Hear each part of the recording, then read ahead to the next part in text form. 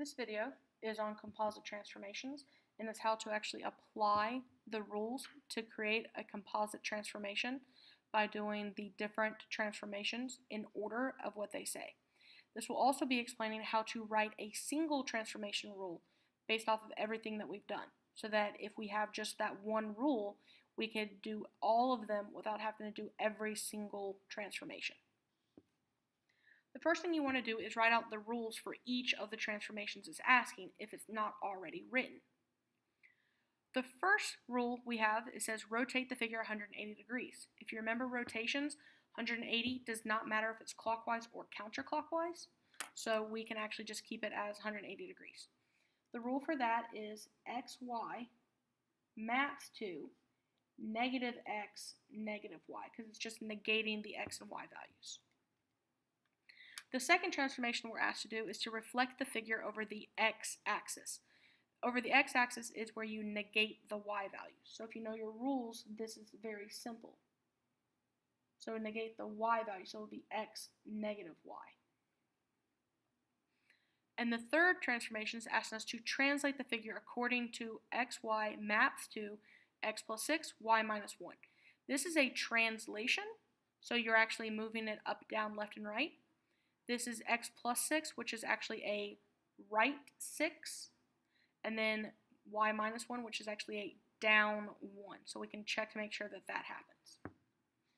So this is already written as the rule, so we can go ahead and go into our boxes. You should always put your pre-image coordinates and label them. So we have A is at 0, 0, B is at 8, 1, and C is at 5, 5. You do one rule at a time. We want to go from A, B, C to A prime, B prime, C prime. So we want to follow this rule of negative x, negative y. I'm going to use blue for this. So I have A prime. We want to negate the sign, so 0, 0 stays as 0, 0. B prime, negate the signs, will be negative 8 and negative 1.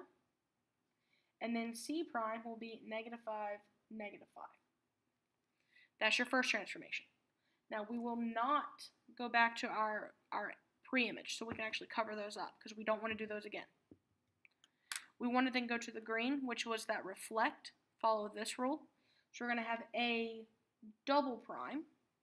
We're going to just negate the y values. So we're going to keep that x and negate the y. So this will become 0, 0 still.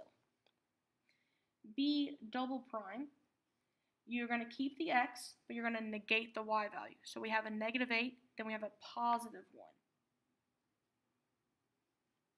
And then for C double prime, again, we're going to keep the x and negate the y. So we're going to keep the negative 5, but then change the y to a positive 5. That's your second transformation. This is our double prime. The last one we're going to do is translate the figure according to this rule. And again, we're going to use the coordinates previous. So we want to actually cover up the black and the blue and just use this rule for the green coordinates. So this is going to be our last transformation. I'm going to use red. So we're going to have a triple prime. We want to add 6 to the x's and subtract 1 from the y's. So 0 plus 6 is 6, and 0 minus 1 is negative 1. B triple prime, we're going to add 6 to the x, so negative 8 plus 6 is negative 2, comma. We're going to subtract 1 from the y, so 1 minus 1 is 0. Then C triple prime, we're going to add 6 to the x, so negative 5 plus 6 is a positive 1, comma. We're going to subtract 1 from the y, so it's 5 minus 1, which is 4. These are our final coordinates. So we went from the pre-image to our final image. Now we do want to graph this, and then I'm going to explain how to do a single transformation rule from the pre-image to the image. So to graph this, we look at all of our coordinates. None of our coordinates are above 10 or smaller than negative 10, so we can actually keep our count by as a 1. We need our x, we need our y, we need our count by. We're going to count by ones. The pre-image A is at 0, 0. B is at 8, 1. And C is at 5, 5. 1, 2, 3, 4, 5. 1, 2, 3, 4, 5. So I can connect my coordinates. This is our pre-image. And now we want to graph the final image. Unless it tells you to graph all of the images, you graph the pre-image and the final image. If it says to graph all 4 of them, make sure you do graph all 4 of them. Otherwise, just graph the pre-image and the final image. But make sure you label them as A triple prime, B triple prime, C triple prime. So A triple prime is at 6, negative 1. A triple prime. B triple prime is at negative 2, 0. And C triple prime is at 1, positive 4. We connect our coordinates.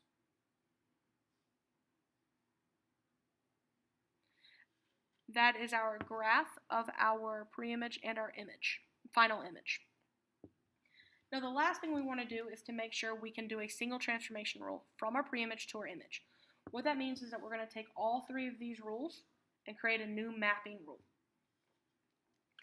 So the way I generally do this is I start with my X and Y, because that's from my pre-image. Then we change it from our rules up top. The first rule, the blue rule, was we actually negated both of them.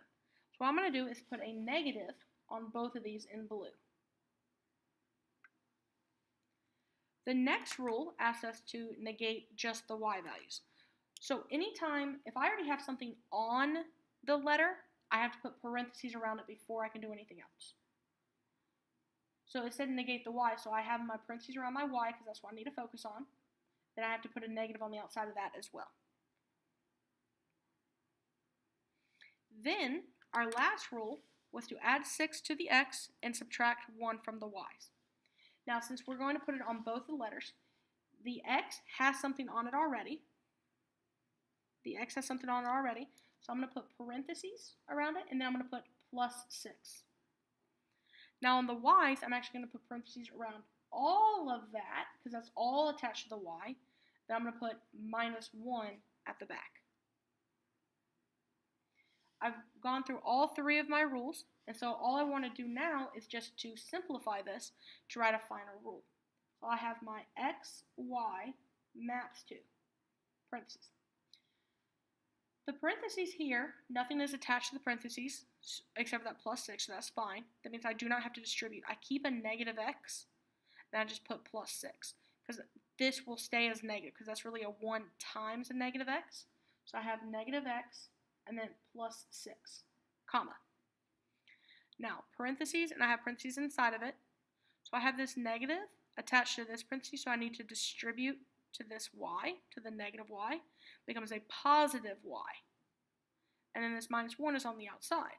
So I really have a positive Y minus 1.